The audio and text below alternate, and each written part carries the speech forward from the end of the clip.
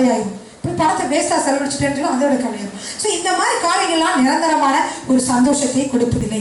ஆனால் ஆண்டவர் சொன்னால் நான் கொடுக்குற சந்தோஷம் வந்து நிரந்தரமானது, எந்த சைடு எஃபெக்ட்ஸும் இல்லாதது. இல்லையா? ஆண்டவர் கொடுக்குற சந்தோஷத்தை தான் சைடு எஃபெக்ட்ஸ் இருக்கா? இல்லை, நிரந்தரமானது முதல் பாயிண்ட்.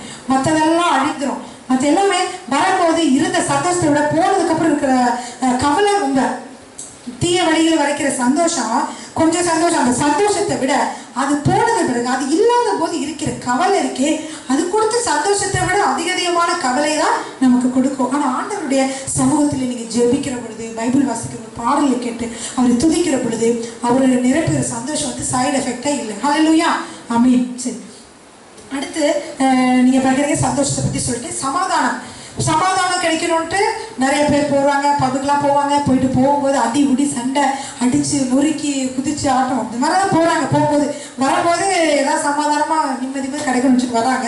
வரும்போது அங்கேயும் பாடுவாங்க, எங்கே நிம்மதினு அங்கேயும் பாடுபட்டு அங்கேயும் இல்லை சொல்லிட்டு கடைசியில் போகும்போது அடிபடி சண்டை அப்படி தான் வந்து முடியுது கடைசியில். அந்த மாதிரி ஆகுது. ஆனால் உண்மையான சமாதானத்தை நம்முடைய தேவன் தருகிறார், இயேசு தருகிறார். அதற்குள்ள வசனத்தை எடுத்து வாசிப்போமா? யோவான் 14ஆம் அதிகாரம் 27ஆம் வசனம்.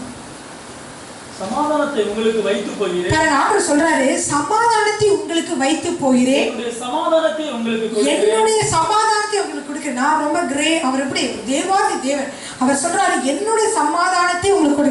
அப்படின்னா அந்த உலகத்துல எதுவுமே கம்பேர் பண்ணவே முடியாது அவர் கொடுக்கிற சமாதானத்துக்கு. ஹல்லேலூயா.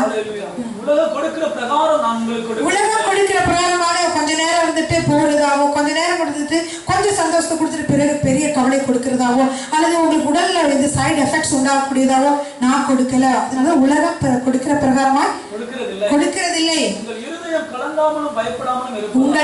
கலங்காமலும் பயப்படாமலும் இருப்பதாக என்று சொல்லி பார்க்கிறோம். ஹல்லேலூயா. அப்படிப்பட்ட ஒரு சமாதானத்தை நம்முடைய கர்த்தர் தருகிறார். ஏதாவது ஒரு பிரச்சனையா இருக்கிறீங்களா, கவலையா இருக்கீங்களா? வேதத்துல என்ன போட்டிருக்குது? அவர் உங்களை விசாரிக்கிறவரானபடியால் உங்கள் கவலைகள் எல்லாம் அவர் மேல் வைத்து விடுங்கள். நம்ம கவலையோடு இருக்கிறது ஆண்டவருக்கு பிடிக்கவே பிடிக்காது. நீங்க ஏதாவது கவலைப்பட்டு இருக்கீங்க ஒரு பிரச்சனை குறித்து, எவ்வளவு நேரம் கவலைப்பட முடியும்? உங்க நண்பர் கிடைச்சு சொல்வீங்க, அதை சொல்வீங்க, இதை சொல்வீங்க அப்படின்னு எதுக்காவது சொல்யூஷன் கிடைக்குமான்னு அங்கே இங்கேயும் தேடுவீங்க. சில வரைய நோய்களுக்கு தான் புத்தகத்தில் படித்து தேடுவாங்க, லேப்டாப் கம்ப்யூட்டர் எல்லாத்துலேயுமே நம்ம வந்து ஏதாவது சொல்யூஷன் கிடைக்குமான்னு பார்ப்போம். ஆனால் என்ன சொல்கிறாரு ஆண்டவர்? என்ன சொல்கிறாருன்னா, என்னுடைய சமாதானத்தை உங்களுக்கு கொடுத்தேன்னு சொல்றாரு. ஹல்லேலூயா. அப்போ இது எல்லாவற்றுக்கும் வந்து தீர்வு வந்து எப்படி இருக்கு? ஆண்டவரிடமிருந்து தான் நம்ம வந்து பெற்றுக்கொள்ள முடியும். ஹல்லேலூயா. சரி, அப்போ இந்த சமாதானத்தை அப்போ வந்து வசனத்தில் ஒரு வசனம் வந்து அருமையான வசனம் இருக்குது. பிலிப்பியர் 4ஆம் அதிகாரம். நீங்கள் ஒன்றிற்கும் கவலைப்படாமல் ஆமென் எல்லாவற்றையும் குறித்து உங்கள் விண்ணப்பங்களை. அது என்னது வசனம்? 4:6. பிலிப்பியர் 4ஆம் அதிகாரம் 6வது வசனம். நீங்கள் ஒன்றிற்கும் கவலைப்படாமல் எல்லாவற்றையும் குறித்து விண்ணப்பங்களை ஸ்தோத்திரத்தோடு கூடிய ஜெபத்தினாலும் வேண்டுதலினாலும் தேவனுக்கு தெரியப்படுத்துங்கள். அப்பொழுது எல்லா புத்திக்கும் மேலான தேவ சமாதானம், ஹல்லேலூயா, தேவ சமாதானம் நம்ம என்ன செய்யும்? இருதயங்களிலே ஆளும். ஹல்லேலூயா. உலகம் கொடுக்கிற சமாதானம் இல்ல, தேவனுடைய சமாதானம் ரொம்ப வெரி கிரேட் இல்லையா? Divine piece. அதனால கர்த்தர் நம்மை நிரப்புகிறவராக இருக்கிறார். ஹல்லேலூயா. அதனால இந்த வசனத்தை எப்போ ஞாபகம் வச்சுன்னா, நிறைய தடவை நான் சொல்லி அந்த மாதிரி சக்ஸஸ் ஆயிருக்கு. ஒரு பையன் கூட என்னோட பையன் கூட சொல்லியிருக்கேன் இல்லையா, காணாமல் போயிட்டான். அப்போ தேடிட்டு போலீஸ் கடிச்சோம், அங்கே போய் தேடுதான், இங்கே போய் ஃப்ரெண்டு விழா தேடிட்டு காணாமல் சொல்லிட்டு இருக்கும்போது ஏன்னா சர்ச்சுக்கு போயிட்டு வீட்டுக்கு வந்தோம். நான் லேட்டாக இருக்குன்னு சொல்லிட்டு நாங்கள் வீட்டுக்கு வரலன்னு சொல்லிட்டு பையன் வந்து மேலே போய் ஒரு வீட்டில் போய் விளையாண்டுட்டு இருந்திருக்கான். மாடியில், அதே மாடியில். இப்போ நான் அதை வந்து எனக்கு தெரியாது. நான் அங்கேயே அடம் மோதிட்டு இருக்கும்போது இந்த வசனம் ஞாபகம் வந்துச்சு. இந்த வசனத்தை அறிக்கையிட்டேன். ஆண்டவரே, நீங்கள் சொன்னீங்க ஒன்றுக்கும் கவலைப்படாமல். பயங்கர கவலை இல்லாமல் இருக்குமா? அவனுக்கு என்ன ஆச்சோ ஏதாச்சோ அப்படின்னு சொல்லி கவலை. அப்போ நான் அந்த கவலைப்பட்டாலும் நான் அந்த வார்த்தையை சொல்கிறேன். இந்த வார்த்தையை சொல்ல உங்களுக்கு இருக்கிற கவலை வந்து அப்படியே போகிறத நீங்கள் பார்ப்பீங்க. இந்த வார்த்தை சொன்னேன், நீங்கள் ஒன்றுக்கும் கவலைப்படாமல். இருந்தாலும் கொஞ்சம் நான் கவலை இருக்காண்டவே நீங்கள் சொல்லியிருக்கீங்க கவலைப்படாமல். நான் கவலைப்படலை. நீங்கள் ஒன்றுக்கும் கவலைப்படாமல் எல்லாவற்றையும் ஸ்தோத்திரத்தோட கூடிய ஜெபத்துடன் வேண்டுதலினாலும் எனக்கு தெரியப்படுத்துங்கன்னு சொன்னீங்க. ஆண்டவரே, நன்றி செலுத்துகிறேன். இந்த 8 வயது வரைக்கும் அவனை பாதுகாத்த தேவன், வழிநடத்தி வந்த தேவன், இன்னும் நீங்கள் பாதுகாப்பீங்க. நீங்கள் ரத்த கொட்டைகளை மறைச்சோன்னு பாதுகாப்பீங்க, நான் விசுவாசிக்கிறேன். அப்படியே நமக்கு சந்தேகம் இருக்கும், எங்கேயாவது அங்கே போயிருப்பாங்க, அடிபட்டு பல விஷயம் நமக்கு சந்தேகம் இருந்தாலும் இந்த வார்த்தை நீங்கள் திரும்ப சொல்லுகிற பொழுது உங்களுக்கு தேவ சமாதானம் இருக்கும். சொல்லி முடிச்சுட்டு அப்படி வந்து லிஃப்ட் ஏற போகும்போது அந்த சிஸ்டர் வந்து 5வது மாடி சிஸ்டர் வந்து வந்தாங்க.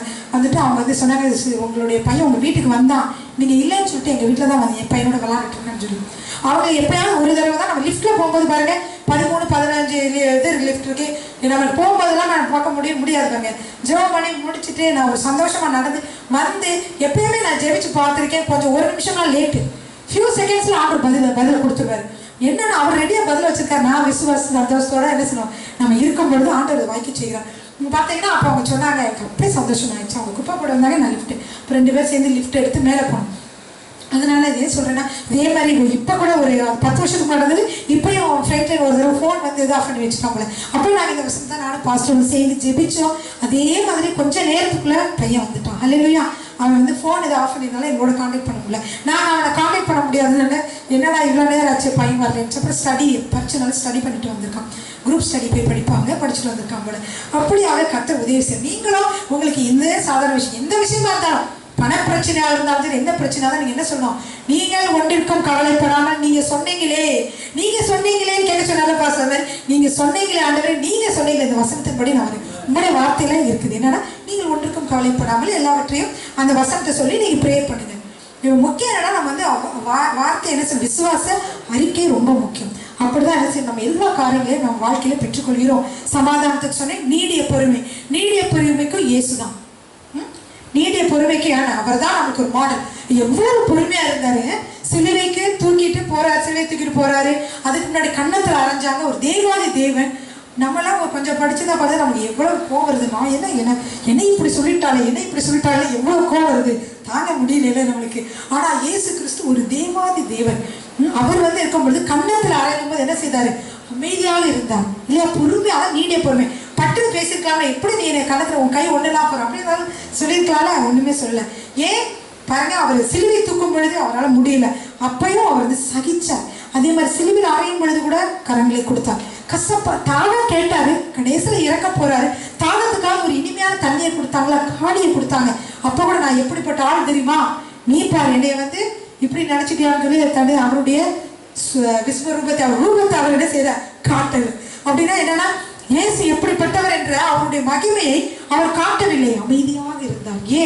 ஏனென்றால் அப்படியே ஆண்டவருடைய அந்த திட்டம் பாதியிலே நின்று விடும். அதற்காக நம்ம எல்லாம் என்ன ஆகணும், ரட்சிக்கப்பட வேண்டும்.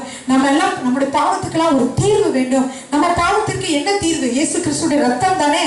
அதனால அவர் என்ன சொல்றார், வாயை மூடிக்கிட்டு கடைசி வரைக்கும் இருக்கார். அந்த மாதிரி நம்ம நீடிய பொறுமையா இருக்க போறோம். அந்த மாதிரி கூட உலகத்தையே என்ன செஞ்சிருவோம், ஜெயிச்சிருவோம் இல்லையா. அப்ப நீடிய பொறுமை நம்ம வாழ்க்கையில ரொம்ப அவசியமா இருக்குது.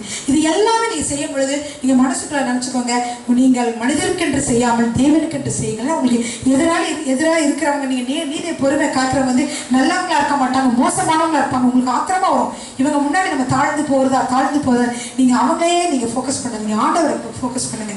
அப்ப ஆண்டவரை ஃபோக்கஸ் பண்ணும்போது நீங்க ஆண்டவர் உங்களை பார்த்து ரொம்ப சந்தோஷப்படுவீங்க. என்னோட பிள்ளை எப்படி இருக்கு, என்னோட நற்கிரியில காட்டுறாங்கன்னு சொல்லி சொல்லுவாங்க. ஆண்டவர் சந்தோஷப்படுவார். இந்த மாதிரி நீடிய பொறுமை, தயவு, நற்குணம், அப்படின்னா அது விசுவாசம், இது எல்லாமே என்ன சொல்லலாமா, ஆண்டவருடைய வேதத்தை படிக்கிற பொழுது, அவருடைய பாதத்தில் காத்திருக்கிற பொழுது நாம் பெற்றுக்கொள்ளலாம். ஹல்லேலூயா.